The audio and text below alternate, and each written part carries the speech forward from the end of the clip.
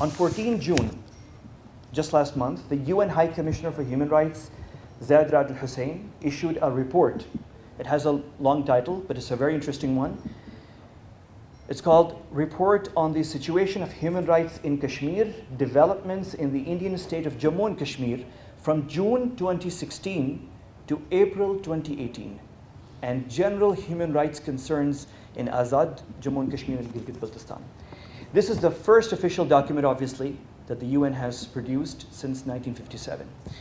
The report discusses both sides of Kashmir, and we will discuss this as we move on. But an interesting aspect of this report is how this report changes Kashmir diplomacy. Does it change Kashmir diplomacy? Is this a turning point? And to discuss this, I'd like to invite a distinguished diplomat, Pakistan's former permanent representative to the UN at Geneva, Ambassador Zamir Akram.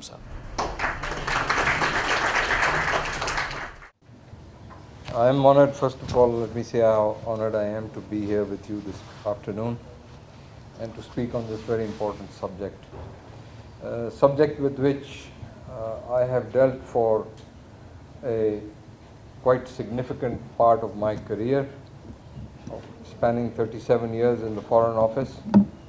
I was posted to our High Commission in New Delhi at a time when the 1990 Kashmiri uprising started. And then I was Director General South Asia in the Ministry of Foreign Affairs. And finally, for almost 7 years, I was the permanent representative to the United Nations in Geneva, which is the seat of the Human Rights Council. The Human Rights Council, or the UN as a whole, has since the 1950s mostly ignored the Kashmir issue. This is not because the issue was not important, but because of politics. In the Cold War, India was shielded by its close ally, the Soviet Union, which used to repeatedly veto resolutions in the Security Council and mobilize support against any initiative that was taken on Kashmir by Pakistan or any other country. And then after the end of the Cold War and the emerging strategic partnership between India and the United States has and its Western allies have then come to support India in its position on Kashmir by basically trying to prevent any kind of international UN-related initiative being taken in this regard. So when this report came about, and by that time, of course, I had relinquished my position. I retired in 2015. So when this report came out, I must say that I was somewhat surprised. But I was also happy that the Human Rights Council, and particularly the High Commissioner, had found the courage to write this report. Because during the 7 years that I had been in Geneva, our repeated attempts to highlight the human rights violations in Kashmir as a delegation, as well as an ambassador who was involved in several other human rights groups, Kashmir was an issue which the major powers tried to avoid getting involved in. And I regret to say also some of our close Muslim brothers were in the same group. Those who were supportive were actually certain Western countries, EU countries that genuinely do believe and subscribe in human rights. And so they were the ones that would take up this issue. So as I say, I was surprised when this report was written. all the more so because when Prince Riyad Al Hussein, who is a member of the Jordanian royal family, a former Jordanian permanent representative to the UN in New York, and a person who I've known for some years, I did not think that being as pro-American and as pro-Western as he is, and that is why he was the choice for the position of High Commissioner, that he would write such a report. So he needs to be commended. From my perspective, the most important, of course, it's extremely tragic that the report talks about the human suffering, which I will come into in a minute. But from the overall perspective of the Kashmir dispute, the most important element of the report for me is that it calls upon India, and I quote, fully respect the right of self-determination of the people of Kashmir as protected under international law. So this one statement, this one sentence encapsulates the entire problem of the Kashmir dispute. It also amounts to yet another endorsement by an United Nations official for the right of self-determination of the Kashmiri people, and by the reference to international law, the UN resolutions that call for a plebiscite in occupied Kashmir. The report also recommends that, and I quote, an urgent need to address past and ongoing human rights violations and to deliver justice for all people in Kashmir who have been suffering 7 decades of conflict. So while the report covers only a limited period of the last 2 years, it recognizes that 7 decades have passed since human rights violations, including the denial of the right of self-determination, has been taking place in Kashmir. And I'm sure everyone here has read the report, but it bears to continue with our discussion, to identify the areas of human rights violations that the report highlights. And I quote directly from the report: denial of access to justice and impunity for Indian security forces due to laws such as the Armed Forces, Jammu and Kashmir Special Powers Act and Jammu and Kashmir Public Safety Act, use of military courts and tribunals which have not even convicted a single Indian soldier, illegal administrative detention without due process, excessive use of force against civilians such as use of pellet guns including against females and minors, deliberate shooting at and killing of prisoners at peaceful rallies and funerals, arbitrary arrests and detention including children, use of torture, enforced disappearances, arrest of at least 8,000 people since 1989 whose whereabouts are unknown, denial of access to health and education, restrictions on the right to freedom of expression, reprisals against human rights defenders, and most repugnant of all, use of rape as an instrument of policy. And then there is this case of this infamous case of Kunan Pashpura, which is mentioned in this report. So the question is, what will happen or what should happen now? Let us look at it in 2 spheres. One sphere is the United Nations and the Human Rights Council in particular. And Mr. Wani has already spoken of some of the steps that need to be taken. I am no longer in government. I can speak freely now that I have retired. And I would start by asking my own government, my former ministry, to be more proactive in pursuing this case now that they have this document in their hand. Unfortunately, for the last 2 governments that we have had, I regret to say we have placed Kashmir on the back burner. We have a man like Fazlur Rahman as the head of the Kashmir Committee in Parliament. His only interest is to go visit Western capitals. We send people most unsuited to plead the Kashmir case in Western capitals, who spend most of their time shopping or other things which I cannot mention. But we need to be serious.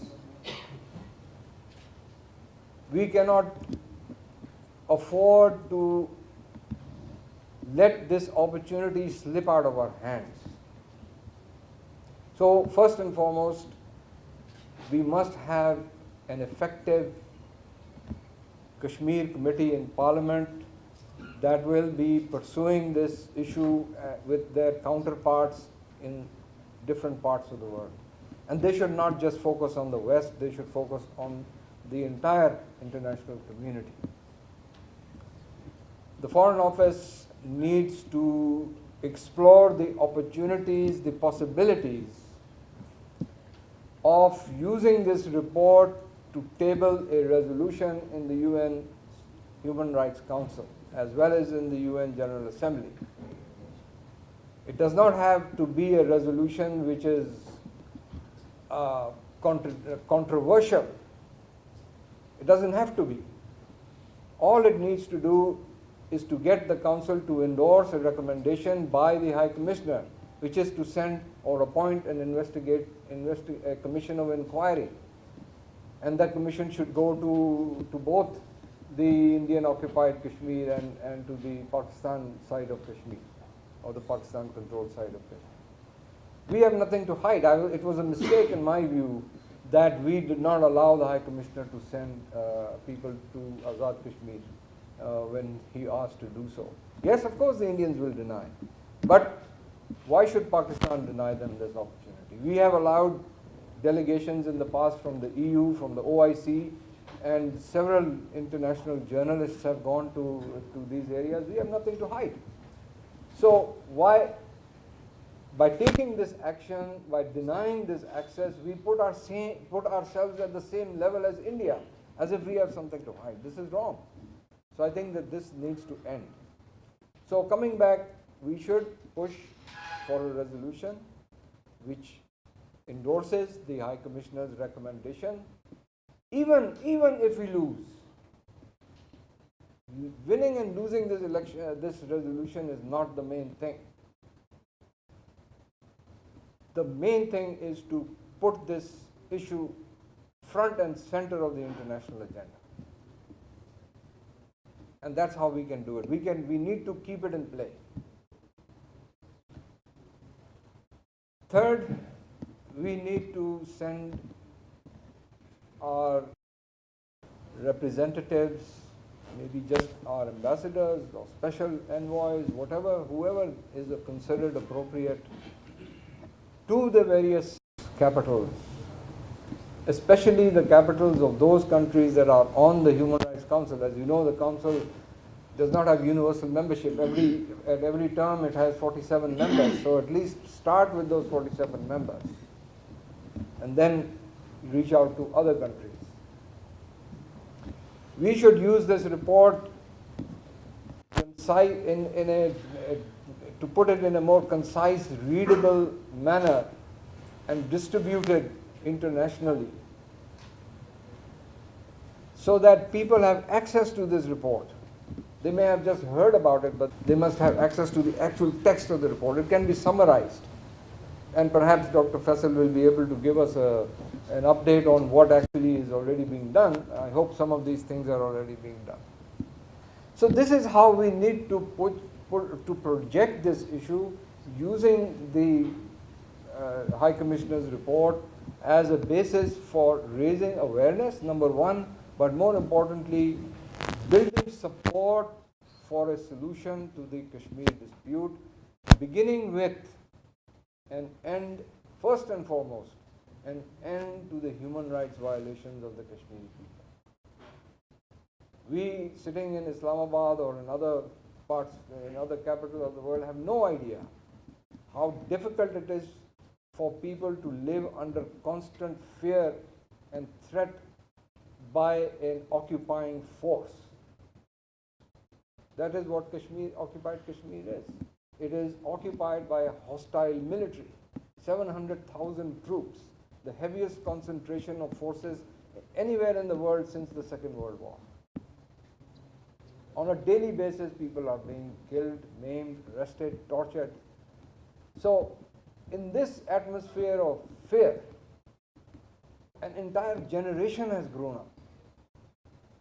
And Western countries at one point, when they were very happy with engaging with India in business and rising India and shining India and all that nonsense, they forgot the realities that exist in Kashmir because of this facade that India has tried to build up.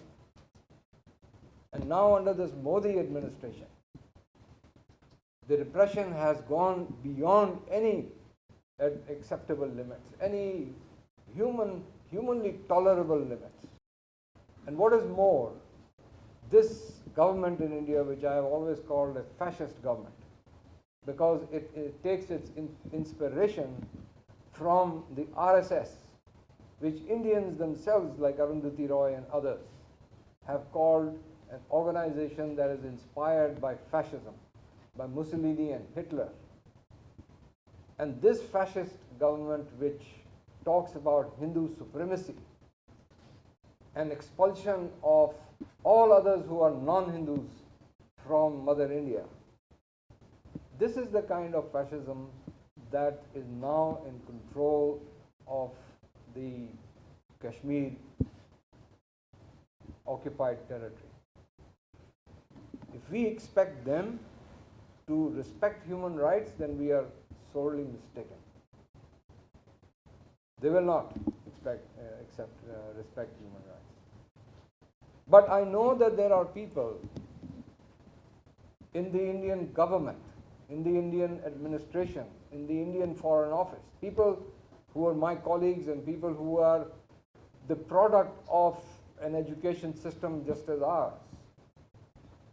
I know that those people are sitting up and looking and are extremely concerned, not only at this report, not only at the way things are going in Kashmir, but even at their own government, the way they are trying to handle the situation.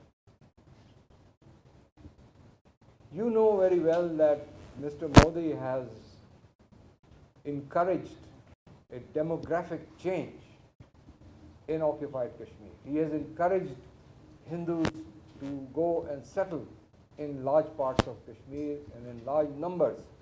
The objective is to change the demographics to the extent that Kashmir will no longer be a Muslim majority area. And finally, they can say, well, this is not Muslim majority, the Hindus are in a majority, so even Article 370 is not even applicable. So we have to be careful about all these things. Yes, we need to engage with India. I am not a warmonger. I do not prescribe that we resort to the use of force. But at the same time, in keeping with international law, in keeping with UN resolutions that recognize the right of peoples to armed defense, to armed struggle against foreign and alien domination, gives the Kashmiri people to pick up arms in their self-defense and in their struggle for freedom. And that is a right that we should not question. What is wrong is the use of tactics that target innocent people, because then that brings them to the level of terrorism. And that's how this has been projected successfully, we must admit, by the Indians as being terrorism. And that is something that we need to, the Kashmiris in particular, need to overcome by continuing with their political struggle, with the kind of struggle that we are seeing there today. So I hope that with these kind of opportunities that are before us, a new chapter will begin in the freedom struggle of the Kashmiri people towards their eventual freedom. Thank you.